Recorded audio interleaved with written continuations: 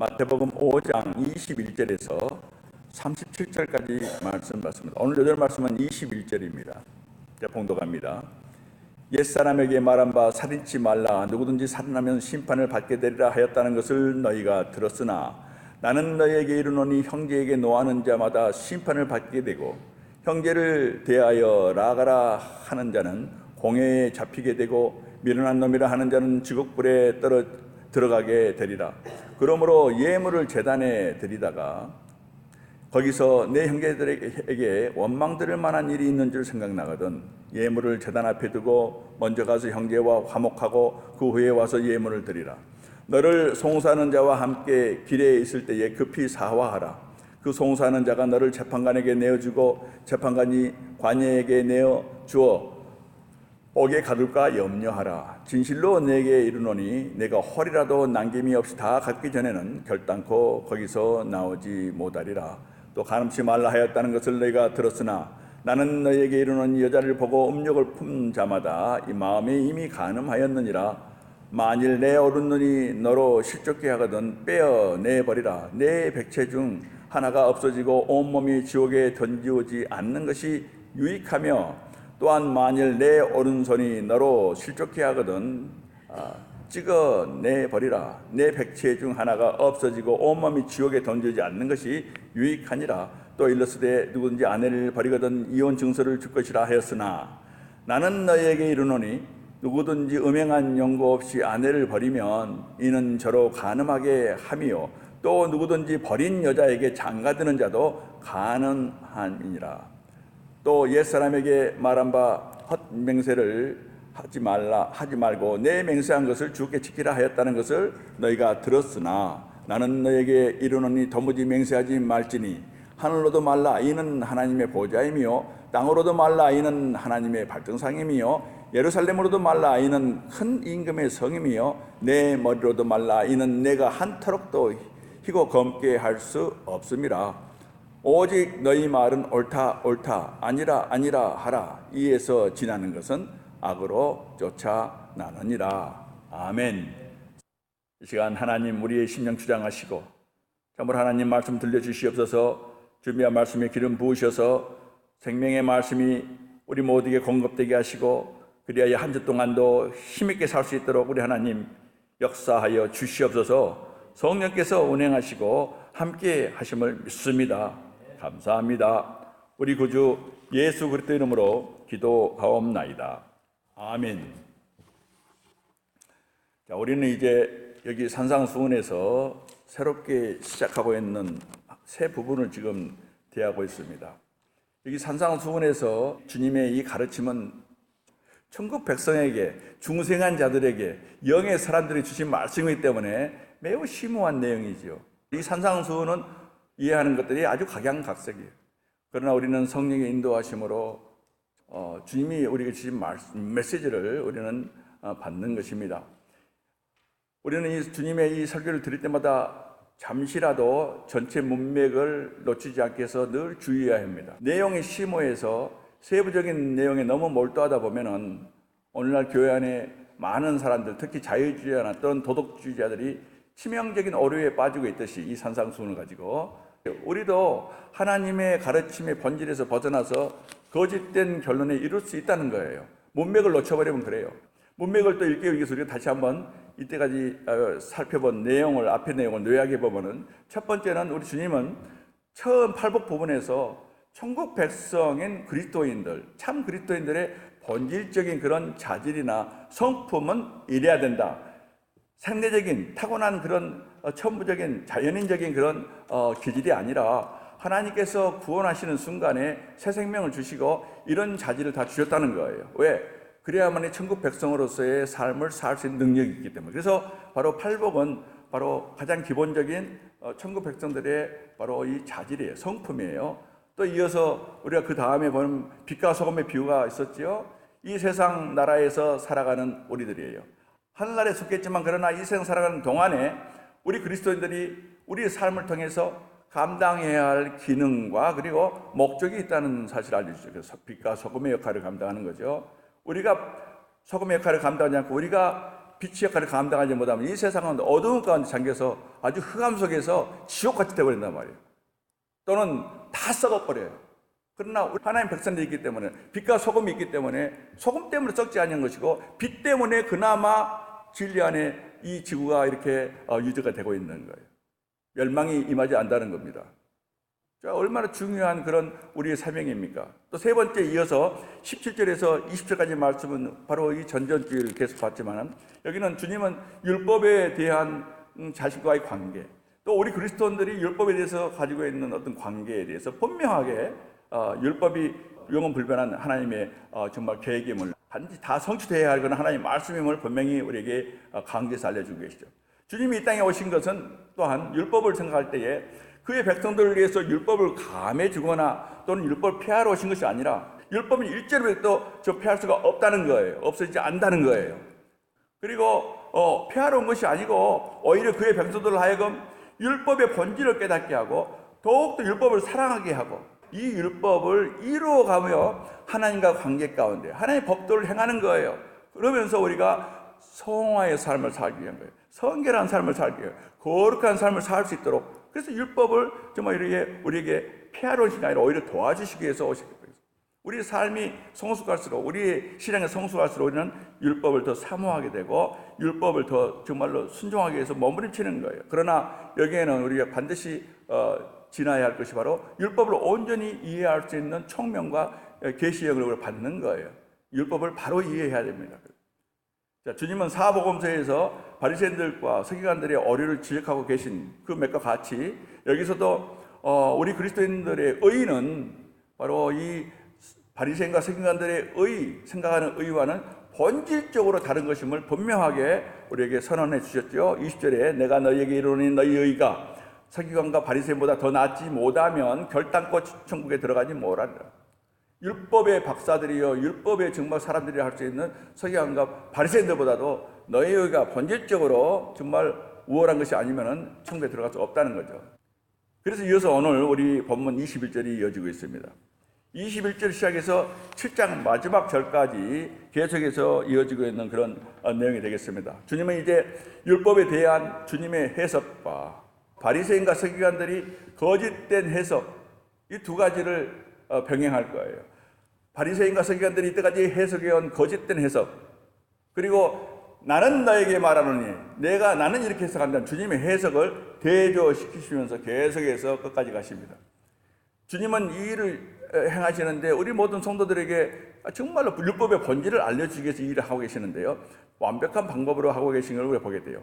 먼저 여기 5장 21절에서 5장 마지막 절까지가 한 부분인데요, 여기서는 바리새인과 서기관들의 율법의 거짓된 해석을 먼저 말씀하시고, 그리고 나서 율법에 대한 주님의 참된 해석을 같이 주심으로써 율법 본질에 대한 중요한 교훈을 우리에게 주셔서 깨닫게 만드는 거예요. 율법이 과연 어떤 것인가? 그래서 이 하나의 율법에 관한 주제에 관한 얘기가 아니라 율법을 계속해서 우리에게 해석해 주시면서 율법의 원리를 알려주신 그런 놀라운 교훈을 주고 계세요. 그래서 우리가 이 교훈을 분명히 받아야 됩니다. 율법 하나하나가 중요한 게 아니라 율법이란 본질적으로 무엇인가를 우리에게 결국은 우리에게 깨닫게 만드시는 그런 방법을 사용하고 계시죠. 그래서 5장의 내용입니다. 6장에서는 바리새인들의 거짓된 삶과 하나님과의 참된 관계가 있는 바로 참 성도의 삶을 또 비교해서 보여주세요. 삶에 관계된 것들이에요. 거짓된 삶과 참 하나님 사람들의 삶을 보여주는 거예요. 7장은 마지막으로 바리새인과 서기관들이 가르치고 행하고 있는 것들에 대조해서, 가르치고 행하는 것들에 대조해서 참된 의와 실천에 대해서 우리에게 교훈을 주고 있는 내용이죠.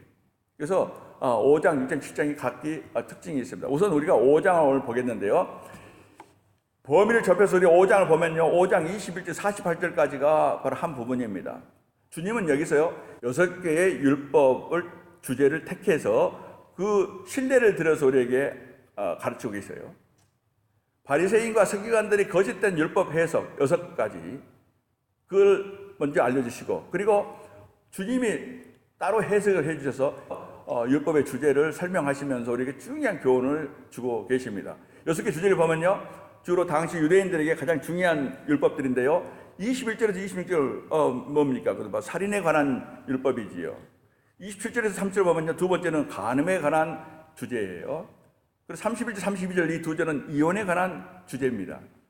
또 그 다음에 33절에서 37절 보면 맹세에 관한 주제예요. 맹세에 대해 있어요. 38절에서 41절까지는 눈은 눈으로 이 법에 대해서 주님이 정확하게 우리에게 이 율법을 해석해 주고 계시죠. 그리고 43절에서 마지막까지는 원수에 대한 율법을 우리에게 정확하게 해석해 주고 계십니다. 그래서 이 모든 것을 하시면서 서기관과 바리새인들의 율법 해석이 얼마나 잘못되어 있는가를 얼마나 근시안적이고 얼마나 왜곡시키고 있고 거짓되게 가르쳤다는 겁니다. 이것을 우리가 오늘 볼 수 있어야 돼요. 그래서 우리는 앞으로 이 6개 주제를 다루고 계신 주님의 가르침을 하나하나 우리가 상고할 것입니다.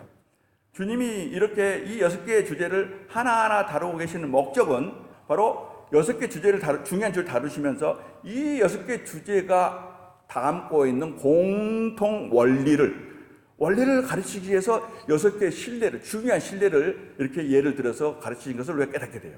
그래서 처음부터 우리가 바로 주님이 가르치고자 하는 6개의 신뢰를 들어서 가르치고자 하는 그런 바로 율법에 대한 원리, 율법을 어떻게 해석해야 될 것인가, 이런 살인이라는 율법이 그 근본 정신이 무엇인가를 우리에게 원리를 알려주는데, 그러니까 살인에 대한 주님의 가르침을 봐도, 간음에 대한 주님의 가르침을 묵상해 봐도 결국은 뭐예요? 거기서 공통 원리가, 동일한 원리가 나오는 거예요. 그래서 6번을 우리가 원리를 공부하다 보면은 율법의 정신이 중요하고 이 영적인 이 메시지가 중요하구나 하는 것을 깨닫게 되는 거예요. 그래서 우리가 오늘 강론에 들어가기 전에 율법의 원리 또는 율법의 해석, 의문과 영이에요. 결국 의문과 영, 바로 이것이 오늘 주제입니다.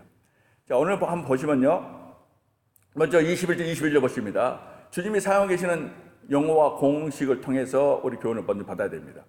21절, 옛사람에게 말한 바 살인치 말라, 누구든지 살인하면 심판을 받게 되리라 하였다는 것을 내가 들었으나 나는 너에게 이르노니 형제에게 노하는 자마다 심판을 받게 되고 형제를 대하여 나가라 하는 자는 공회에 잡히게 되고 미련한 놈이라 하는 자는 지옥불에 들어가게 되리라. 아멘.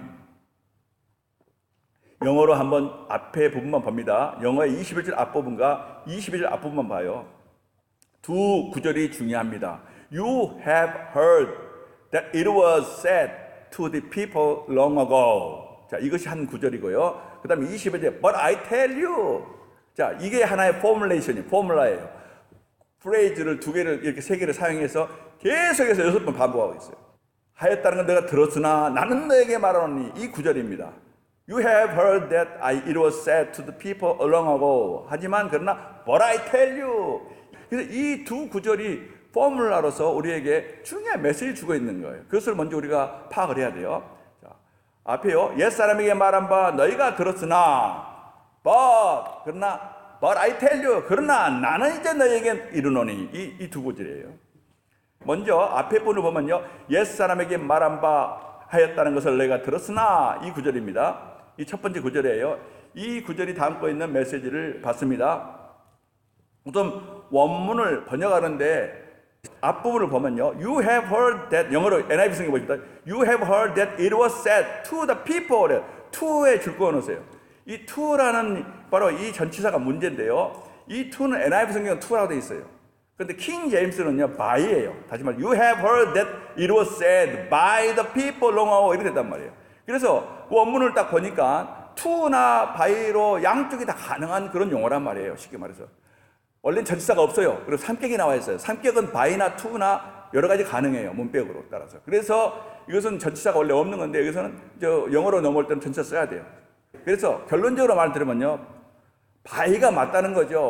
그 by로 하면 어떻게 번역이 되겠습니까? by라면 이렇게 돼야 돼요. 옛 사람들에 의해서 말해진 바. 이것이 바로 킹 제임스 번역입니다. 영어로 보면 You have heard that it was said by the people long ago. by라는 거죠. 옛 사람들에 의해서 율법이 말해진 것으로 번역된 킹 제임스가 만든 이유가 무엇인가? 그건 첫 번째로요, 주님은 지금 이 가르침이요, 잘못됐다는 것을 지금 지적하시는 거거든요. 옛날 구약시대의 서기관들에 의해서 가르쳐진 바, 이거거든요. 그래서 by가 돼야 한다는 거예요. by가. 그리고 또 한 가지는 이 산상수훈의 주님이 지금 지적하시는 대상이 누구예요? 서기관 바리새인들이거든요.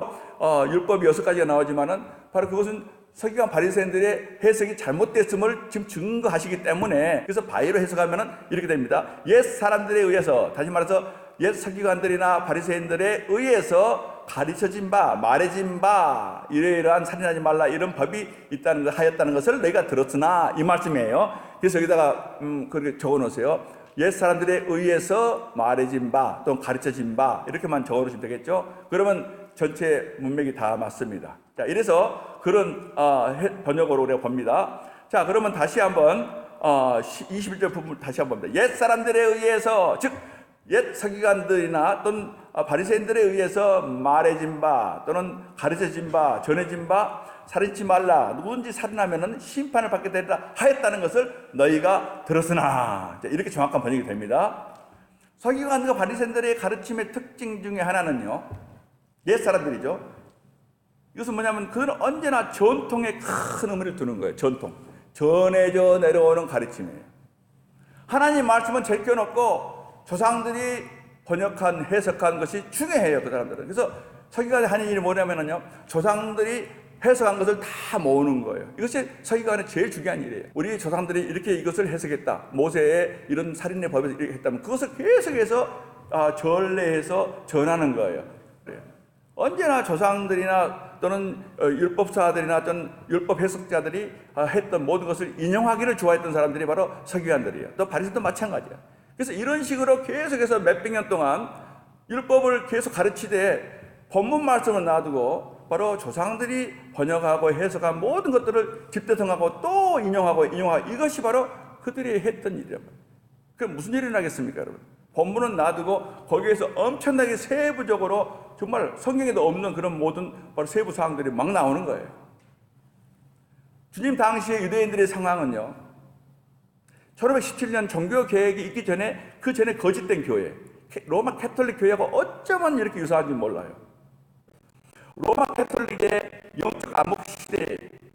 그래서 왜 그랬습니까? 중요한 원인은 바로 라틴어 성경이에요. 성경이 라틴어가 되어 있는 거예요. 라틴어는 대단히 힘듭니다. 공부하기가. 문법이 힘들어요. 그래서 라틴어를 사람들이 몰라요. 교인들이 수천 명이 돼도 라틴어를 읽은 사람이 없단 말입니다, 당시에. 있다면 사제들이나 읽어요, 사제들. 신부들, 쉽게 말해서. 그래서 매주일 예배 드린다는 게 뭐냐면, 성경 말씀 공부가 뭐냐면, 사제들이 매주일마다 앞에 나와서 라틴어로 막 읊조리고, 그럼 사람들이 뭔 말인지 몰라요. 그럼 그거 가지고 다시 해석을 해주는 거예요, 사제들이. 그런데 그 사람들이 그걸 이제 앵무새 하듯이 이렇게 하는 거예요. 그래서 자기들 교리만 자기들이 만들어 놓은 거. 그래서 아주 정말 거짓된 가르침이 아주 난무했던 것이 바로 로마 캐톨릭 시대거든요. 매주 사제들이 읽고 해석해 준 것이 그 전적으로 그것만 의존할 수밖에 없는 것이 바로 당시의 교회의 참상이란 말입니다.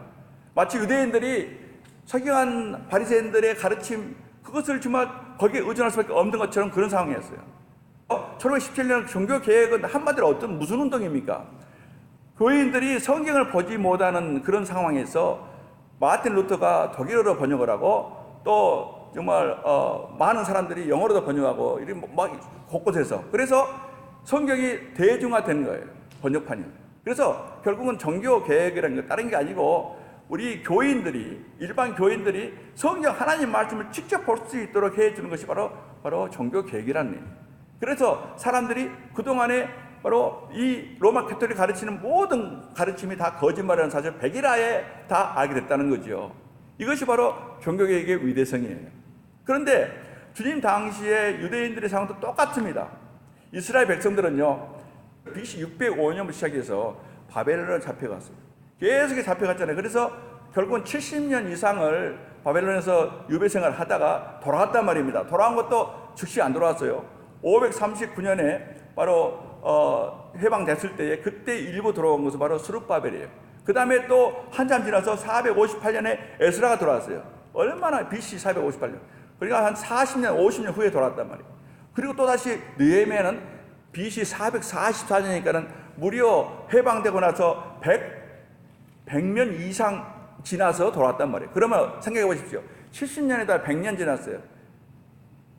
바벨론에서 오랫동안 살았다면 히브리를 다 잊어먹은 거예요, 그 세대들이. 이게 돌아온 사람들이 히브리어를 못하는 거예요. 그게 무슨 말이겠습니까? 바벨에서 사용했던 아람어를 사용한 거예요. 그래서 히브리식으로 성경을 공부할 수 없었단 말이에요. 자, 이런 배경입니다. 그래서 그들이 돌아와서 히브리어를 모르기 때문에 어떻게 되겠습니까? 이제 할 수 없이 바리새인과 서기관들이 바로 히브리어를 알기 때문에 해석해 준 것에 의존할 수가 없다는 거죠. 그래서 서기관 바리새인들이 바로 유대인들의 선생이 된 거예요. 서민들은요, 성경을 제대로 보지를 못해요. 이것이 배경입니다. 그래서 이처럼 바리새인과 서기관들이 바로 가르친 대로가 율법이 되어버리는 거예요. 그건 성경에 나온 율법이 아니에요, 여러분. 그래서 오늘 본문에 보면 주님은 그런 유대인들을 보고 옛 사람들에 의해서, 다시 말해서 서기관들과 바리새인들에 의해서 말해진 바 하였다는 것을, 그들이 해석한 것을 내가 들었으나, 이런 말이에요, 지금. 그 결과 이 백성들이 율법이라 생각했던 것은 사실은 하나님의 원래의 율법의 취지가 아니라 서기관 바리새인들이 유명조명을 해석하고 전통을 그대로 또 인용하고 했던 것이 쌓여서 또 하나의 율법이 됐다는 겁니다. 그래서 그들이 이렇게 가르치지만은, 그러나 나는 이제 너희에게 가르치노니 하고 그 이어지는 말씀이에요. 이게 바로 포뮬라, 두 가지 두 프레이즈가 담고 있는 메시지입니다. 이렇게 해서 율법은 수세기에 걸쳐서 여러 가지로 해석되고 또 전통이 추가되고 또 랍비 생각이 들어가고, 이래서 예수님 당시가 될 때는요, 어느 것이 정말로 진짜 율법이고 어느 것이 정말 613가지 이 랍비들이 만들어 온 것이고 어떤 것이 유전을 통해서 내려온 것인지를 뒤죽박죽됐다는 거죠. 그러니 주님이 어때요? 진노하지 않겠어요? 하나님 말씀을 난도질한 바로 이 바리새인과 서기관들을 화 있을진저 외식하는, 이렇게 나온 거예요. 화 있을진저 이 거짓 선생님들, 이렇게 하신 거예요. 그래서 하나님 말씀을 난도질한 거예요. 캐톨릭처럼, 오늘날 자율주의처럼. 하나님은요, 하나님 말씀 손대는 거 제일로 진노하세요, 여러분. 1점이라도 손 못 대요, 우리는. 그런데 외국식에서 그렇게 제멋대로 가르쳤다는 거죠. 두 번째로 9절이 뭡니까? 22절에 그러나 나는 너희에게 이르노니, 이 말이에요. 앞에 이거 이렇게 너희가 배웠지만, 그러면 아까 배경을 말씀드렸던 그 모든 것이 잘못됐다는 거죠. 이렇게 너희가 들었고 배웠고 가르치 받았지만, 그러나 but I tell you, 그러나 나 이제 내가 너에게 말하노니, 내가 참 뜻을 알려주겠다. 율법의 참 의미를 알려주겠다는 거죠. 주님의 이 평언은 대단히 강한 거예요. 주님은 자신을요, I tell you, but I tell you 하잖아요. 그럼 뭐예요? 자신을 최고의 권위자로 지금 선포하시는 거예요. 내가 이제 너희를 가르치는, 이건 무슨 말씀이겠습니까? 이 율법은 내가 창시하다. 그래서 오직 참 선생은 나밖에 없다는 거예요. 이 율법을 온전한 의미를 아는 사람은 우리 하나님밖에 안 계세요. 다 왜곡됐기 때문에. 그 말씀이에요. 너희는 지금까지 바리새인과 서기관들의 거짓된 해석과 가르침을 들었다. 그러나 이제 내가 너희에게 모세의 율법 참된 의미를 내가 너희에게 알려주겠다. 아멘. But I tell you, 이 말이에요 지금요. 내가 제정해놓고 내가 창시해놓고 내가 만들어놓은 율법을 이렇게 난도질했다는 거죠. 이 바리새인 서기관들이, 이 카톨릭 사람들이, 이 자유주의자들이, 이 실용주의자들이, 이 인본주의자들이 오늘날 그러는 거예요. 지금도 마찬가지. 계속 반복되는 거예요. 지금도. 나는 너에게 이르노니, 아주 대단한 메시지입니다. 지금 너에게 말하고 있는 나는 바로 내가 신에서 모세의 율법을 내가 주었던 하나님이다. 내가. 그러므로 율법을 참으로 진정하게 해석할 수 있는 이는 바로 나뿐이니라 하고 선포하시는 거예요. Now I tell you. 주님은 지금 율법의 제정자신 하나님의 권위로 선포하고 명하고 계시는 거예요. 다 잘못되어 있다. 내가 너에게 참 진정한 의미를 가르치겠다. 옛사람들에 의해서 말해진 바 이래 하였다는 것을 내가 들었으나 그러나 나는 너에게 이르노니, 이것이 6번을 이제 반복합니다. 그래서 여러분 나중에 시간을 보세요. 6번은 계속 반복되고 있어요. 21, 22절에 나오면 그 다음에 또 27절, 28절에 계속 똑같은 폼을 내시는, 계속 반복되는 거예요. 이것은 그만큼 주님이 지금 반복 6번을 메시지 주신 거예요. 그러니까 너희 들은 건 전부 다 그 율법이 아니라는 거예요. 그런 해석은 아니라는 거예요. 그래서 우리는 이 메시지를 받습니다. 주님의 말씀을 보면서 우리가 어떤 사람들은요, 주님이 새 율법을 세우러 오셨다 이렇게 얘기도 하고, 왜냐하면 다 부정한 것처럼 부인한 것처럼 다 됐기 때문에 주님이 새 율법을 세우러 오셨다, 뭐 이렇게 이 구절을 보고 해석하기도 하고, 또 신약시대에 새 윤리를 선언하러 오셨다, 이렇게 엉뚱한 주장을 하지요. 그런 율법은 바뀐 적이 없어요. 주님의 율법이 바로 모세의 율법이에요. 일점이라도 바꿀 수가 없어요. 단지 해석을 잘못했다는 뿐입니다. 기록된 말씀은 똑같아요. 그런데 유대인들이 잘못했던 거예요, 해석을. 그래서 새로운 율법이 없는 거예요. 그건 새로운 율법을 주러 오셨다, 이런 식으로 해서 어떻습니까? 앞으로 6개의 주제를 상고하는 동안에 우리는요, 이 시대에 하나하나 이제 해석할 때 보면요, 얼마나 강한지 몰라요. 주님의 산상수훈을 제멋대로 해석해서 천국의 문맥도 없이 천국 백성에게 주신 건데, 또 하나님의 율법을 해석한 건데, 그것을 세상 문맥하고 연결해가지고 별별 해석이 다 나온 것으로 보게 될 거예요. 그러니까 웃음밖에 안 나와요. 그래서 우리는 하나하나 보면서 얼마나 이 시대도 잘못 해석하고 있는 사람들이 아주 가증스러운 모습을 하고 있는지. 그래, 이런 사람들은 이제 대부분 주님의 신성이나 속죄사를 믿지 않아요. 대신에 산상수훈과 같은 주님의 가르침은 아주 귀한 선생, 참으로 도덕적으로 최고의 성자라는 거예요. 성자, 성인 이러면서 하나님을 대심을 믿지도 않으면서, 그러나 이 예수의 산상수훈이야말로 인류 최고의 도덕률이라고 막 그렇게 막 찬사를 해요. 그러니까 하나님으로 인정을 못하겠다는. 그러나 바로 이 산상수훈 자체를 보면은 이 이상의 도덕률이 없다고 이런 식으로 가르친다는 거예요. 도덕으로 가르쳐요. 그렇듯하지요. 얼마나 가증스러운 모습입니다. 그게 바로 하나님 말씀 난도지라고 있는 거예요. 그래서 신앙하고 천국과 관계없이 바로 이 세상의 최고의 도덕률은 예수 그리스도의 산상수훈이다라는 거예요. 그것은 아주 가증스러운 말이죠. 그래서 바로 이들이 산상수훈의 이 진정한 목적을 왜곡시키고 있는 거예요. 세상과 같이 연결시켜가지고 도덕적인 삶을 가르치는 거예요. 주님의 산상수훈은 그 어떤 의미에서도 이 세상을 위한 윤리와 도덕이 될 수가 없다. 주님은 이 산상수훈을 통해서 이렇게 말씀하고 계신 거예요. 한번 가만히 들어보세요. 제가 정리해보면, 나는 내 킹덤에, 하나님 나라에, 그리스도의 왕국에 백성들을 위해서 나는 왔다. 나는 내 백성 중에서 최초의 백성이다. 1호 하나님 나라의 1호 백성, 우리 주님이세요.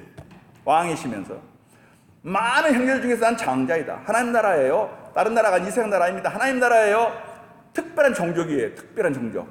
나를 머리로 삼고 있는 백성들은 이 산상수훈에서 가르쳐주고 있는 유형이에요. 유형 또는 성격, 성품의 백성이 될 것이다. 나는 그 백성들이 어떻게 처신하게 될 것인지를 내가 너희한테 미리 알려주겠다는 거예요. 그래서 이제부터 내게 신뢰를 들어서 이렇게 이런 자질들을 가지고 이런 정말 법을 지키며 사는 자들이 하고선 이제 앞으로 시작할 거예요. 그것을 하시기 위해서, 자, 이제부터 내가 하나하나 내 백성, 내 나라의 백성들은 이렇게 살 것임을 내가 이렇게 하나하나 너희에게 알려주겠다 하면서 이 산상수훈이 이렇게 이어지는 거예요, 지금요. 그러니 얼마나 아주 귀한 가르침이에요, 저와 여러분에게.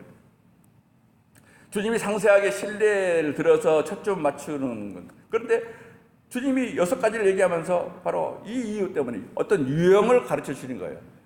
여러분, 율법이 우리 성도가 지켜야 할 도덕이라고는 수만 가지가 아닙니까? 여기 나온 것은 딱 6가지예요. 살인하지 말라, 간음하지 말라.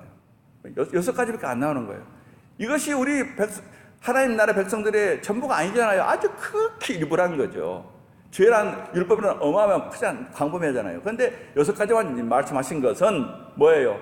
주님께서 그 자체 6가지에 초점 맞춘 게 아니라 살인죄가 중요하니까 가르치고, 이거 여기에 목적이 있는 거 아니에요? 분명히 여러분 하세요. 살인죄를 막 강조해서 중요하기 때문에 살인죄를 가르치시고, 그 다음에 2번째는 간음, 3번째는 이혼 문제, 이거 중요하니까 이것이 아니라는 거죠. 왜? 이보다 더 중요한 문제가 많잖아요, 율법에. 그런데 6가지를 내놓는 것은 하나의 신뢰를 들어서 뭘 가르치기 위해서? 원리를 가르치기 위해서요, 원리를. 율법을 우리가 볼 때 어떤 율법의 바리새인 서기관들이 잘못한 것을 지적하시고, 결론 얘기할게요. 그들은 의문에 묶여버린 거예요. 눈에 보이는 것에 문자에 묶여버린 거란 말이에요. 그러나 그게 아니라는 거죠. 율법을 주실 때는 바로 거기 율법의 영적인 것이 있는 거예요. 정신이라고 하죠. 율법의 정신이 중요한 거예요. 이 원리를 지금 6번을 계속 하나님 반복해서 우리에게 이제 가르치시려고 지금 이게 시작하시는 거예요. 그것을 우리가 놓쳐서는 안 되겠지요. 그래서 살인, 간음, 이혼의 이런 주제에 관해서 가르치려고 하신 게 아니에요, 지금요. 물론 그걸 예를 들어서만 할 뿐이에요. 그리고 중요한 것은 저와 여러분에게, 천국 백성들에게 너희 삶은 이런 유형의 삶, 이런 패턴의 삶이 돼야 한다고. 그래서 왜 그래요? 6번의 주제가 동일하게 원리가 같기 때문에 여러분이 공통 분모를 보게 되는 거예요. 그래서 이 가르침이 귀한 거고 6가지 주제가 중요한 게 아니라 그 원리가 중요하다는 거죠. 그래서 바로 의문에 있지 아니하고 영에 있느니라. 아멘. 의문은 죽이는 것이요 영은 살리는 것이니라. 아멘. 고린도서 3장 6절 말씀. 의문은 죽이는 거예요. 유대인처럼 율법에 매여서 의문에 리턴에 거기에 하나 줄 거 가지고 붙여놓고 지킨다는 것은 율법이 아니라는 거지요. 그래서 바로 이 6번의 이 반복에서 주님이 가르치는 원리를 우리가 반드시 배워야 한다. 완전 파악을 해야 돼요, 여러분. 그리고 성경 보는 눈이 달라져야 돼요. 다시 한번 본문을 봅시다. 옛 사람들을 위해서 말해진 바 하였다는 너희가 들었으나 그러나 나는 너에게 이르노니. 이 포뮬라의 관점에서 주님의 6개의 주제에 대한 가르침을 깊이 상고해 보면은 정말로 원리가 나오는데 이 원리를 갖다가 먼저 우리가 정리하고 그리고 다음 주일부터 한 강론 들어가면은 먼저 정리, 결론부터 내자는 거죠. 주님이 무슨 원리를 말씀하시려고 그러니까.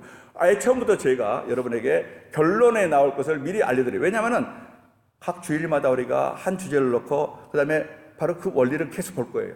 그럼 나중에 6번 반복하시면 여러분, 율법은 이렇게 해석되는구나. 하나님은 율법에다 이런 정말 메시지였구나 하는 것을 알게 돼요. 자, 먼저 봅시다. 첫 번째 바로 원리는 율법에 있어서 중요한 것은 문자가 아니라 율법의 정신이다. 첫 번째예요. 율법에서 중요한 것은 문자가 아니라 율법의 정신이란 거예요. 그래서 문자가 아니라 레터가 아니고 기록되어 있는 그런 문서가 아니라 거기가 줄 거 놓고 막 그걸 책상에 붙여놓고 막 지키고 이것이 아니라 율법은 그게 아니라 율법에 들어있는 정신이 중요해요. 바로 이것이 중요하다는 것이에요. 율법은 기계적인 것이 아니고 생명을 누리도록 보도된 거예요, 하나님. 그런데 바리새인과 서기관들 또 유대인들은 문자에 몇 절에 몇 장 몇 절에 거기에 줄 거 놓고 또 이것은 뭐 살인에 관한 뭐 율법 또 이것은 또 어디 뭐 해서 막 줄 거 놓고 이렇게 문자에 매여가지고 그것을 갖다가 지키면은 다 된 것처럼 생각했단 말이에요. 율법의 정신은 다 제쳐놔 버렸어요. 이것은 다른 말로 하면은 형식과 내용에 관계된 비슷한 비유입니다. 형식과 내용에 관한 문제예요. 내용은 참 중요하잖아요. 형식보다 내용이 중요해요. 정신이나 내용은 그 형식에서 구체화돼서 나와야 되는데 형식만 막 따르고 내용은 자꾸 없어져요. 자꾸 희석이 돼요. 나중에는 내용이나 정신이 하나 없어져 버리고 그 문자에 매달려 가지고 눈에 보이는 그 구절에 매달려서 그것만 하는 거예요. 그냥 손만 씻으면 돼요. 주일 안식일날 이것만 안 하면 돼요. 이런 식이란 말이에요. 그래서 문자에 매는 형식적인 신앙이 돼버린 거예요. 종교주의가 돼버렸다는 것이기 말해서. 이게 바리새인과 서기관들. 왜 그래요? 문자가 아니라 율법의 정신이 중요한데 그것을 파악하고 그것을 깨닫고 거기에 순종해야 되는데 문자에 매였기 때문에. 그래서 유대인들의 바로 이 바리새인의 신앙은 뭡니까? 딱 만들어 놓고 그 정해 놓고 그것만 하면 되는 거예요. 그러면 의인이라는 거죠. 그러나 하나님은 전혀 의를 보지 못하는 거죠. 왜? 하나님 그 마음속에 보니까 이건 전혀 하나님의 뜻과는 전혀 관계없는 악한 마음으로 가득 차 있거든요. 그래서 고린도서 3장에 보면요. 3장 6절에 보면 바로 의문은 죽이는 것이요 영은 살리는 것이라. The letter kills, but the spirit gives life. 그래서 문자만을 생각하기 때문에 이 유대인들은 영을 잃어버렸다는 사실이죠. 그래서 그게 오래 진행되다 보니 서기관과 바리새인들은 심각한 상황에서 완전히 문자적인 종교적인 그런 외식주의에 빠져버린 거예요. 이것은 오늘도 마찬가지예요, 여러분. 제일 중요한 원리입니다. 하나님의 말씀을 해석할 때, 하나님 율법을 해석할 때, 율법 받을 때 제일 중요한 뭐예요? 문자적이 되지 말라는 거죠. 거기에 담기는 하나님의 뜻을 볼 수 있는 바로 영안이 필요하다는 거죠. 그래서 서기관 바리새인들은 완전히 오해했다는 거예요. 정말로 이것은 중요한 첫 번째. 두 번째 원리가 뭡니까? 두 번째 원리는요, 율법을 생각할 때는 행위만이 아니라는 거예요. 율법에 담겨 있는 하나님의 뜻은 행위를 보고 하신 거 아니에요. 그 율법에 담겨 있는 것은 그 사람의 행위하고 같이 가고 있는 그 사람의 안에 있는 생각, 동기, 의도, 열심, 의욕 이런 것이 다 안에서 보이는 거예요. 어떤 율법을 지킨다 할 때는요, 하나님께서 하나하나 이것에 관심도 있으실지 모르겠어요. 그러나 그 무슨 동기로 하는 것인지, 무슨 의도로 하는 것인지, 무슨 생각으로 하는 것인지를 하나님은 계속 보고 계시다는 거예요. 이것이 율법을 지키는 가장 중요한 거라는 거예요. 행위보다는 하나님은 오히려 더 중심을 보시고 그 마음을 보시는 거예요. 바로 어떤 사람은 율법을 지키고 주의 성수를 하는데 어떤 사람은 하나님께 말씀하셨으니 하나님 기쁘시게 해드리기 위해서 하나님 감사합니다. 나를 구원해서 감사합니다. 벌레마다 받은 죄를 구원해 감사합니다. 막 감사해서 하나님 기쁘시게 해드리고 하는데 하나님의 명령이 보이는 거예요. 주의 성수 열심히 하고 또 나에게 이렇게 저렇게 하고 또 뭐에게 힘쓰고 여러 가지예요. 말씀과 그거면 상고하고 주야로 묵상하고 그러면 하나님 말씀 딱 주일 때 어떤 사람은 하나님 감사합니다 하고 그것이 하나님 기쁘시게 해드리는 일이기 때문에 이게 동기예요. 이걸 하는 사람이 있는가 하면은 어떤 사람은 정말 형식적으로 몸만 왔다 갔다 그냥 흉내만 내고 이렇게 있다는 거죠. 이것이 바로 이거 지금 이 포인트가 이거예요. 지금 하나님 모든 말씀 또는 율법은 특히 우리 주님은 하나님께서는 율법을 생각할 때 행위만이 아니라는 거죠. 겉에나 드러나는 행위만이 아니에요. 예를 들면은 이렇게 하라 저렇게 하면 그거 했다고 그게 중요한 게 아니라 무슨 마음으로 무슨 생각으로 무슨 동기로 그걸 하고 있는지 하나님 기쁘시게 되는 마음이 막 뜨거워서 그래서 하고 있는 것인지 아니면은 그냥 흉내만 내고 있는지 이것을 하나님이 너무 중요시 율법을 담가놨어요. 모든 율법이 이게 담겨 있는 거예요. 하나님 관계가 다 담겨 있다. 그래서 그걸 행할 때마다 무슨 마음을 하는 건 동기가 중요하고 어떤 의욕으로 하는 것이고 어떤 생각으로 그걸 하는 것인지 하나님을 기쁘시게 되는 영광을 사모함으로 하나님 나라를 사모함으로 이걸 하고 있는 것인지 아니면 다른 거예요. 누가복음 16장 15절 말씀에 바리새인들을 책망하시면서 너희는 사람 앞에서 스스로 옳다 하는 자이나 그래서 이것저것 하면서 대충 내리면서 외식하고 있지만 그래서 사람들은 그걸 모르고 너희들을 정말 높이고 있지만 그러나 너희 마음을 하나님께서는 아시느니라. 아멘. 너희가 아무리 그렇게 해봐야 하나님은 너희 마음을 보고 계시다는 거죠. 그러니까 성경 말씀은 너무 분명해요. 너무 분명해요. 하나님 하늘을 가리죠. 딱 손바닥 가리죠. 하나님 눈을 어떻게 가립니까? 다 보고 계시는데 뭘 보세요? 행위를 보는 것도 있지만 행위 이전에 뭘 보세요? 동기를 보시고 마음을 보고 생각을 보신다는 거예요. 모든 율법이 다 그렇다는 거예요. 이것을 하나님이 원하세요. 어떤 율법을 지키고 어떤 율법 행하는 것은요. 그 행하는 것도 중요하지만 하나님 보시는 뭐예요? 바로 그것을 지키고 행하는 것이 무슨 마음으로 하나님을 사모함으로 했는지 하나님을 높여드리기 위해서 했는지 하나님께 순종함으로써 했는지 하나님 기쁘시게 하기 위해서 했는지 이걸 보신다는 거죠. 다윗이 그걸 잘한 거예요. 그래서 마음이 합한 거예요. 다윗이 그랬다는 거죠. 두 번째 원리입니다. 앞으로 우리가 이것을 원리를 계속 반복 6번 할 겁니다. 그러나 지금은 미리 해놓은 세 번째는 뭐예요? 세 번째 원리도 중요합니다. 율법을 해석할 때는 바리새인처럼 부정적으로만 해석하지 말라는 거예요. 바리새인들의 율법 준수는 뭐예요? 하지 않는 거예요. 피하는 거예요. 죄나 잘못된 거 하나님 지적한 것은 그걸 피하고 안 하는 것을 율법을 지킨 것으로 생각했어요. 잘못된 것을 행하지 않는 것을 율법을 지키려고 의롭다고 생각하는 사람이 바리새인들이요 서기관들이에요. 피하는 거예요. 그러니까 부정적이죠. 그러나 율법은 그렇지 않아요. 율법은 부정적인 것도 있지만 제약된 것을 피하지만 그러나 더 나아가서 옳은 것들을 진리는 더 적극적으로 사랑까지 나가는 것이 율법 정신이라는 거죠. 그런데 바리새인들은 안 하는 거, 피하는 거. 예를 들면 간음을 해서는 안 된다, 살인해서는 안 된다, 거짓증을 해서 안 된다 하니까는 바리새인들은 그걸 딱 써놓고 딱 써서 벽에 갇혀놓고 하나님이 간음하지 말라 해서 간음하지 말라, 살인하지 말라 딱 써놓고 거기서 자기는 그것만 안 하면 되는 걸 생각해요. 더럽고 잘못된 것, 죄악된 것은 하지 말라, 안 한다. 그러니까 그 안 하는 것으로서 율법을 완전히 이룬 것처럼 생각하고 의롭다 생각했다는 거죠. 그러나 전혀 이것은 외식하는 신앙이지요. 적극적으로 하나님 백성들은요 잘못되고 죄악된 것은 피하고 안 하지만 나아가서 의로운 것에 대해서는 의에 줄이고 목말라 한다는 거예요. 여기까지 가야지 하나님께서 그 바로 율법 정신이 그렇다는 거죠. 뭘 안 하고 피하고 해서 됐다 의롭다가 아니에요. 정말 그 마음에는 전혀 의를 사랑하지도 않고 이런 마음은 아무 의미가 없다는 거죠. 그래서 바리새인들이 바로 부정적이라고 그래요. 부정적, 네거티브하고 안 하는 것을 율법을 지키기로 생각했는데 그게 아니라 안 하는 것은 물론이고 죄악된 것은 그리고 의로운 것은 사랑하고 그것을 목말라 하고 더 하기를 원해야 된다는 거죠. 이것이 바로 거기까지 나가야만이 우리 주님이 그렇게 해석해 주죠. 나중에 이것이 주님의 해석 방법이에요. 그 율법이 담겨 있는 거예요. 하나님 뜻이 거기에 있는 거예요. 바리새인들은 완전히 안 하는 걸로 끝나는 거예요.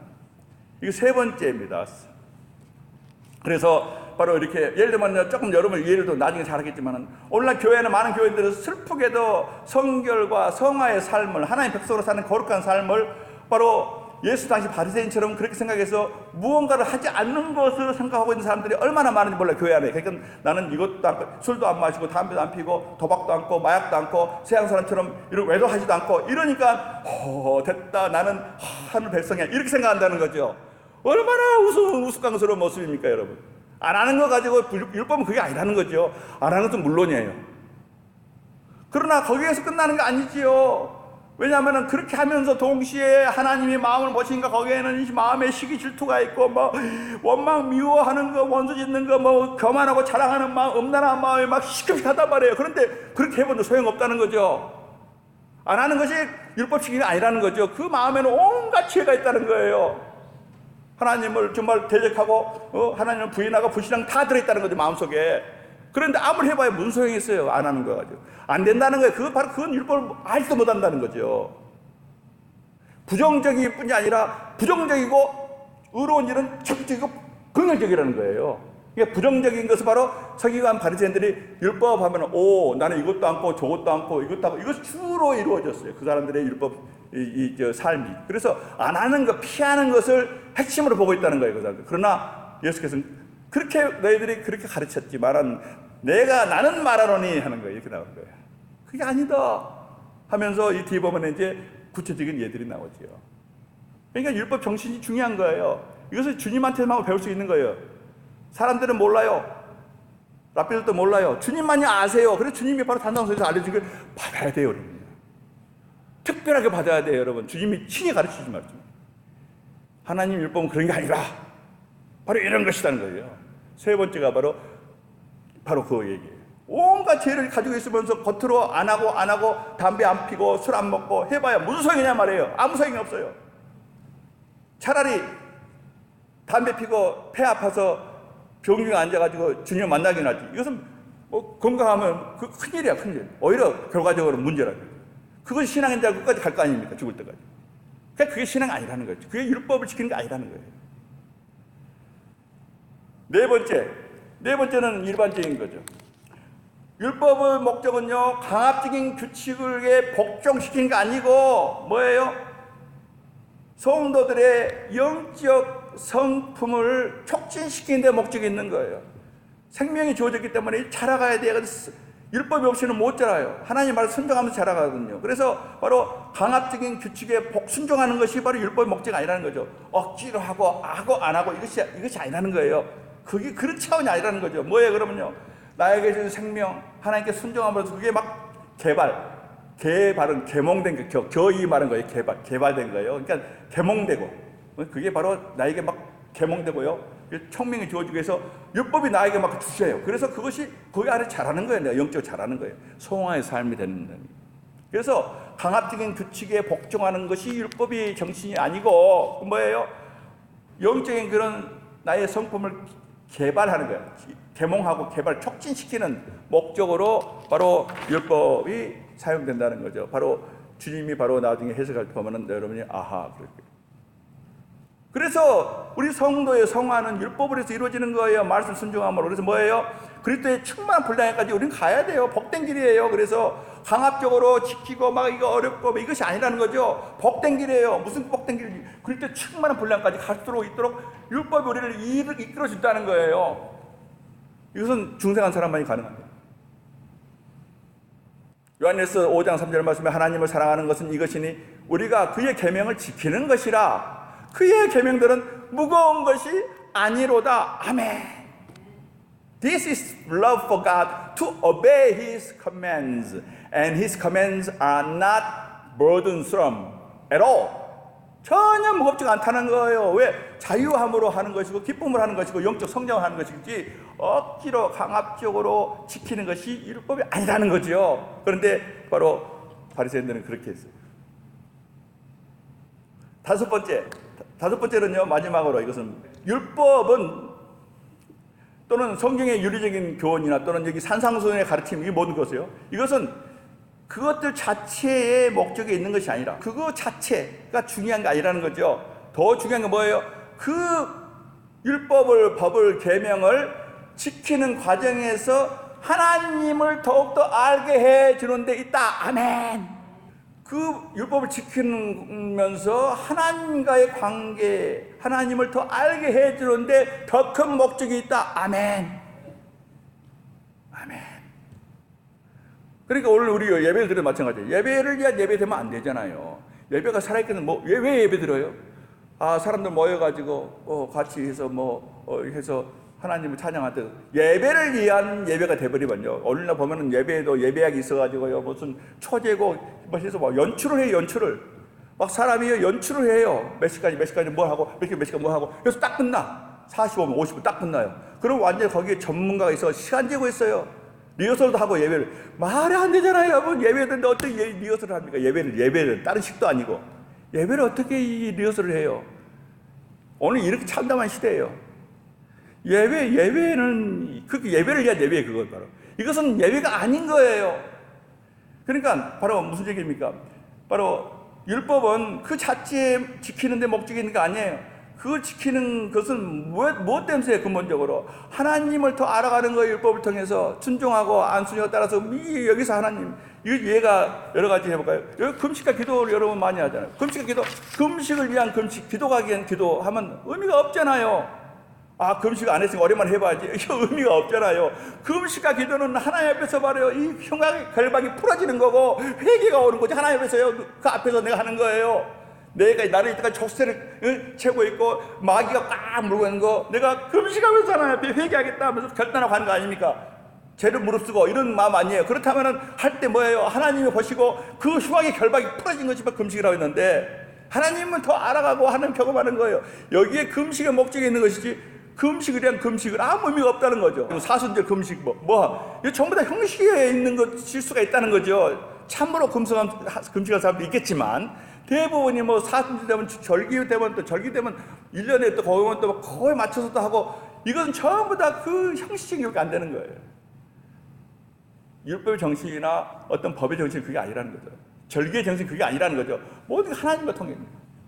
그래서 이것을 주님이 지적하신 거예요.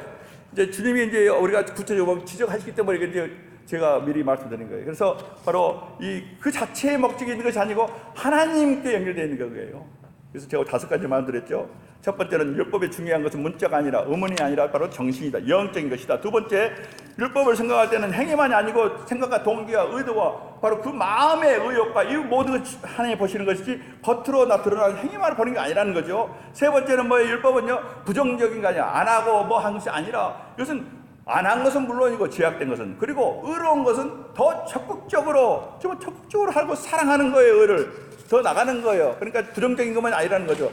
그런데 바로 바리새인들은 부정적이 돼서 안 하고 이러므로 자기는 나는 의로운 자야 이랬다는 거야. 나는 이것도 않고 저것도 않고 이것 이러면서 나는 도둑질도 않고 난 저 세리치와 같지도 않고 이랬단 말이에요.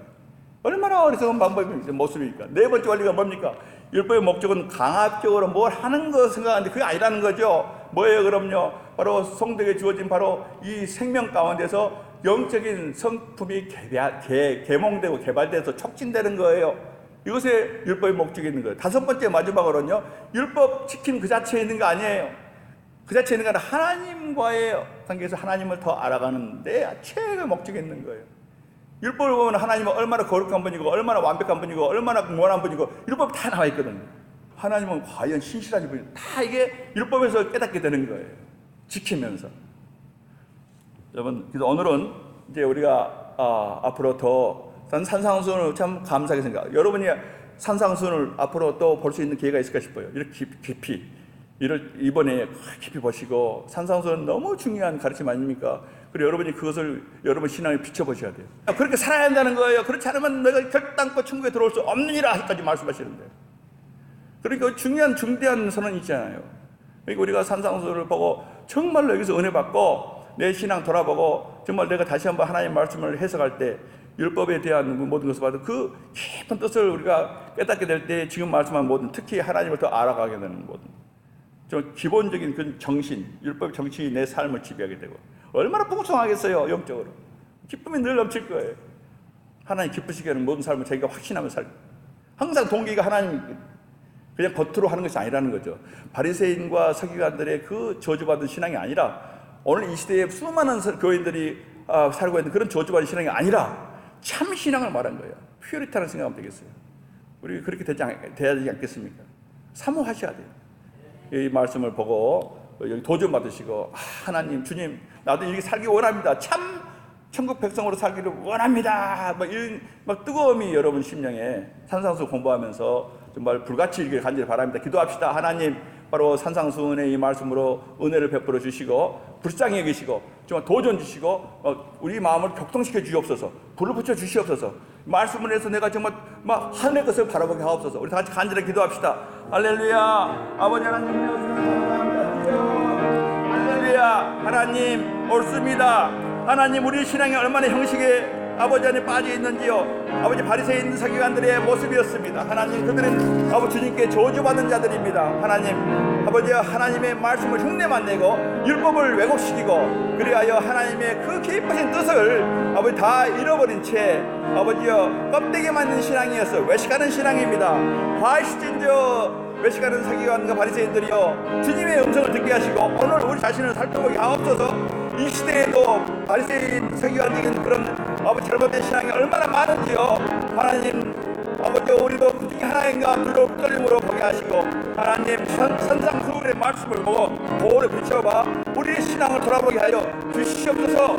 하나님 아버지여, 진리에 거하며 주님 말씀, 정말 친히 주신 말씀을 온전히 받고 아버지 하나님, 우리 심령이 정말로 하나님 주님 말씀을 인해서 하나님 정말 복된 심령이 될 수 있도록 아버지 하나님 은혜 베풀어 주시기를 간절히 기도합니다. 아버지 하나님 감사합니다. 할렐루야. 우리 하나님 아버지, 옛사람에 의해서 가르쳐진 바 너희가 들었으나 이제 나는 너희에게 이르노니 이 하나님 주님 말씀을 온전히 받게 하시고 하나님 아버지 율법의 참 의미를, 하나님 말씀의 모든 아버지 하나님 말 타기에 있는 영적인 의미를, 그 정신을 아버지 결코 우리가 잊어버리지 않냐고 늘 아버지 하나님 확신을 가지고 붙잡아 하나님 말씀 온전히 받게 하시고 율법을 온전히 받게 하셔서 정말 하나님 우리 심령이 신령함 넘치게 해주시고 하나님 정말로 온전한 아버지 교제가 있게 하시고 하나님을 알아가는 우리의 삶이 되게 하여 주시옵소서. 아버지 하나님 감사합니다. 예수님 이름으로 기도하옵나이다.